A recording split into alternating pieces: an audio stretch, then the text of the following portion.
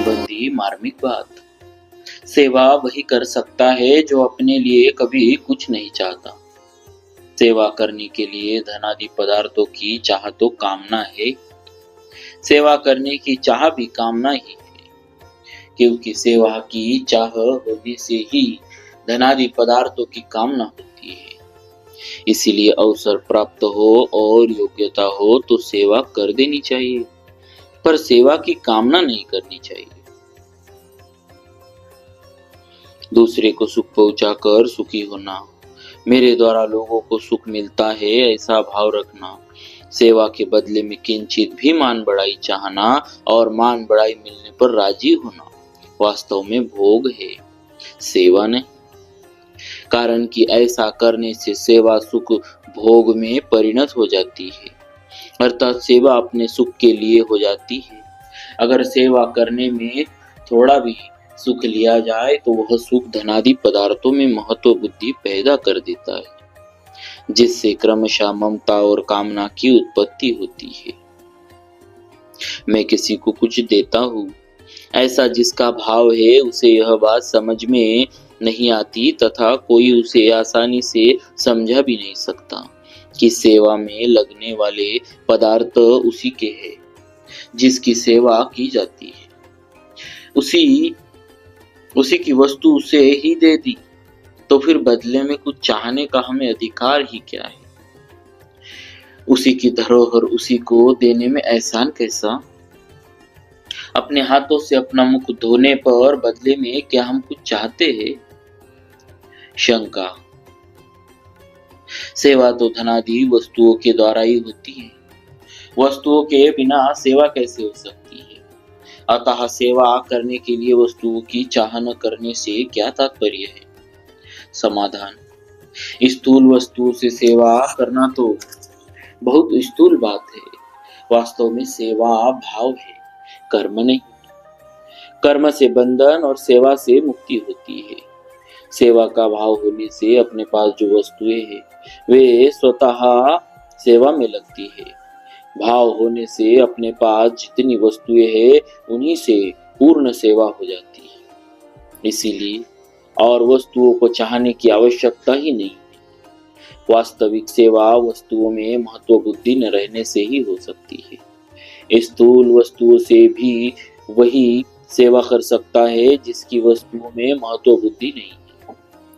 वस्तुओं में महत्व बुद्धि रखते हुए सेवा करने से सेवा का अभिमान आ जाता है। जब तक अंतःकरण में वस्तुओं का महत्व रहता है तब तक सेवक में भोग बुद्धि रहती ही नहीं, चाहे कोई जाने या न जाने। वास्तव में सेवा भाव से होती है, वस्तुओं से नहीं। वस्तुओं से कर्म होते हैं, सेवा नहीं। वस्तुओं को दे देना ही सेवा नहीं है। वस्तुएं तो दुकानदार भी देता है, पर साथ में लेने का भाव रहने से उससे पुण्य नहीं होता।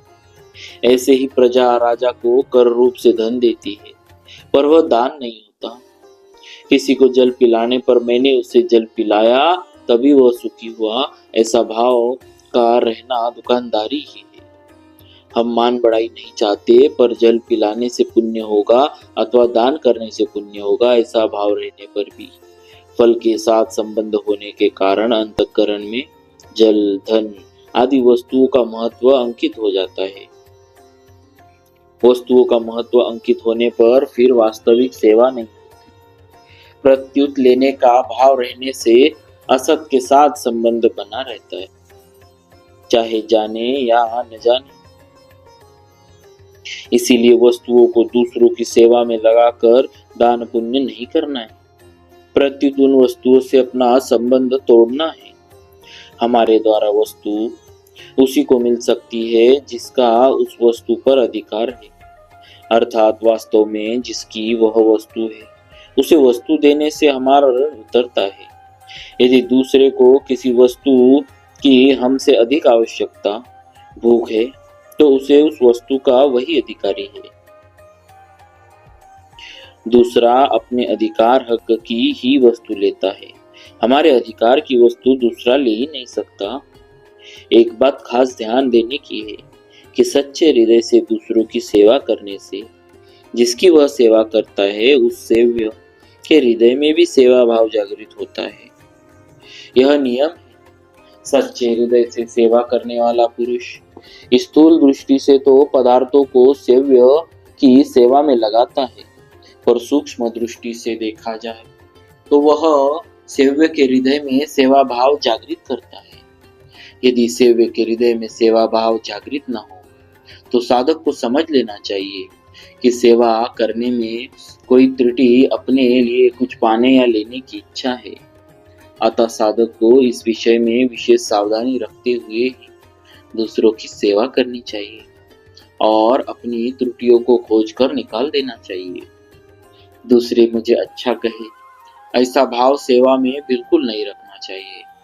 ऐसा भाव आते ही उसे तुरंत मिटा देना चाहिए, क्योंकि यह भाव अभिमान बढ़ाने वाला है। प्रत्येक साधक के लिए संसार केवल कर्तव्य पालन का क्षेत्र है, सुखी दुखी होने का क्षेत्र नहीं। संसार सेवा के लिए है।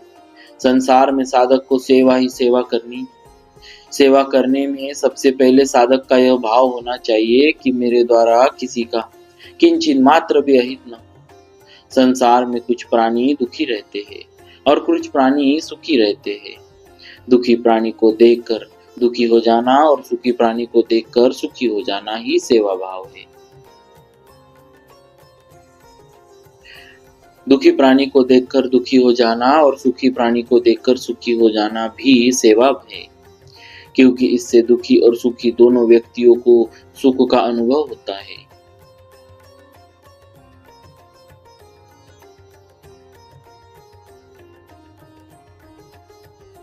दोनों व्यक्तियों का सुख का अनुभव होता है और उन्हें बल मिलता है कि हमारा भी कोई साथी है। दूसरा दुखी है तो उसके साथ हम भी हृदय से दुखी हो जाए कि उसका दुख मिटे कैसे। इससे प्रेम पूर्वक बात करे और सुने। उससे कहे कि प्रतिकूल परिस्थिति आने पर घबराना नहीं चाहिए। ऐसी परिस्थिति तो भगवान राम एवं राजा नल, हरिश्चंद्र आदि अनेक बड़े बड़े पुरुषों पर भी आई है। आजकल तो अनेक लोग तुम्हारे से भी ज्यादा दुखी है। हमारे लायक कोई काम हो तो कहना आदि ऐसी बातों से वह राजी हो जाएगा। ऐसे ही सुखी व्यक्ति से मिलकर हम भी हृदय से सुखी हो जाए कि बहुत अच्छा हुआ, तो वह राजी हो जाएगा। इस प्रकार हम दुखी और सुखी दोनों व्यक्तियों की सेवा कर सकते हैं।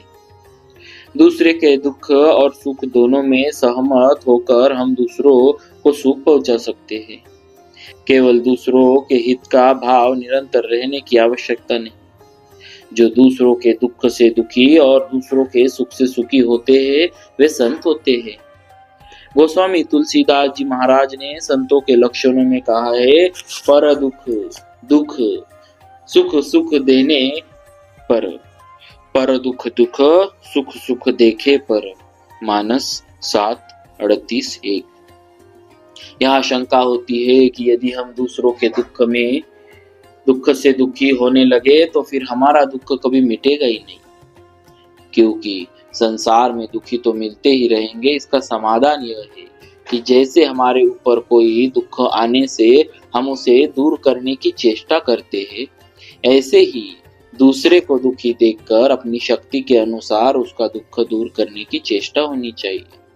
उसका दुख दूर करने की सच्ची भावना होनी चाहिए। अतः दूसरे के दुख से दुखी होने का तात्पर्य उसके दुख को दूर करने का भाव तथा चेष्टा करने में है, जिससे हमें प्रसन्नता ही होगी, दुख नहीं। दूसरे के दुख से दुखी होने पर हमारे पास शक्ति, योग्यता, पदार्थ आदि जो कुछ भी है वह सब स्वतः दूसरे का दुख दूर करने में लग जाएगा। दुखी व्यक्ति को सुखी बना देना तो हमारे हाथ की बात नहीं, पर उसका दुख दूर करने के लिए अपनी सुख सामग्री को उसकी सेवा में लगा देना हमारे हाथ की बात है। सुख सामग्री के त्याग से तत्काल शांति की प्राप्ति होती है। बोलिए भक्तवत्सल भगवान की।